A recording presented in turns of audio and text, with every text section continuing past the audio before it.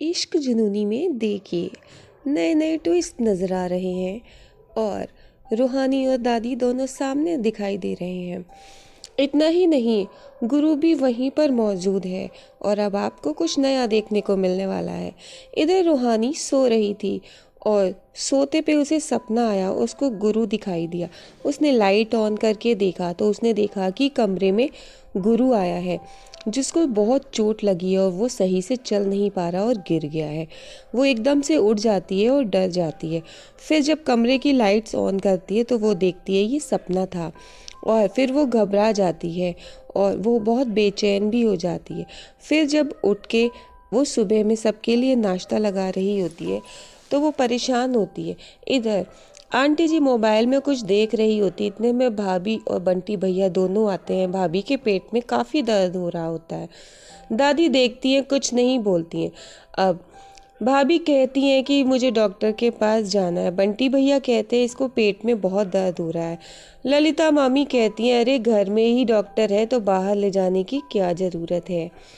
और फिर जब आप देखेंगे कि रूहानी को याद आता है कि आईवीएफ ट्रीटमेंट पिछला कैंसिल होने की वजह से ये मीटिंग ज़रूरी है, तो और कोई बात ही नहीं है, भाभी फिर से जा रही हैं आईवीएफ चेकअप के लिए। फिर आप देखेंगे कि भाभी और भैया दोनों को हॉस्पिटल जाने की परमिशन मिल जाती है और रूहानी डॉक्टर का नाम भी बता देती है। इतने में ही आप देखेंगे कि रूहानी के मोबाइल पर एक मैसेज आता है और रूहानी वो मैसेज खोल कर देखती है तो उसमें गुरु बंधा हुआ है और उसके पेट पर बॉम्ब बंधा है। वो ये देख के डर जाती है कि गुरु का किडनैप हो गया है। वो सोचती क्या करूं, वो घर वालों को बताने ही जा रही होती है। इतने में दूसरा मैसेज आता है और फिर वो चुप हो जाती। मैसेज में लिखा होता है कि ज़्यादा होशियारी देने की कोई ज़रूरत नहीं है, किसी को बताना नहीं, और वो फिर चुप हो जाती है। ललिता मामी कहती हैं कि अभी तो तुम बड़ा शोर मचा रही थी, अब क्या हुआ बताओ। इतने में वो कहती है कुछ नहीं, मुझे लगा बिल्ली थी, और फिर वो दौड़ती हुई ऊपर जाती है। ललिता मामी को शक होता है, वो भी पीछे जाती है। इधर गुरु बंधा हुआ है और उसके पेट पर बॉम्ब है। इधर रूहानी अपने कमरे में जाकर के दरवाज़ा बंद कर लेती है। पीछे पीछे मामी भी भागती हुई जाती है। अब रूहानी सोचती है मैं अकेले क्या करूं, मैं कैसे गुरु के पास पहुंचूं। फिर उसे याद आता है कि गुरु ने उसे एक रास्ता दिखाया था घर से निकलने का।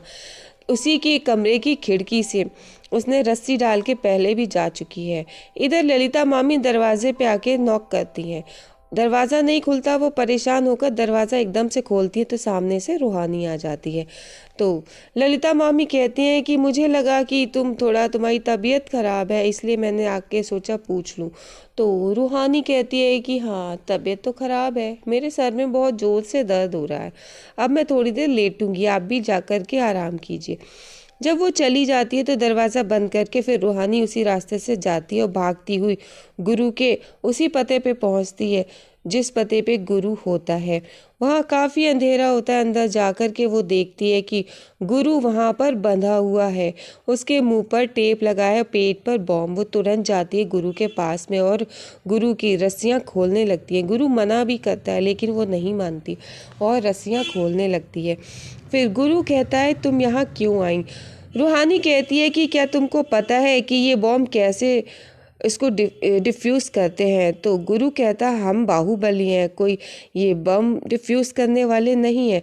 फिर रूहानी उस बॉम्ब को हटा देती है और गुरु की जान बचा लेती है।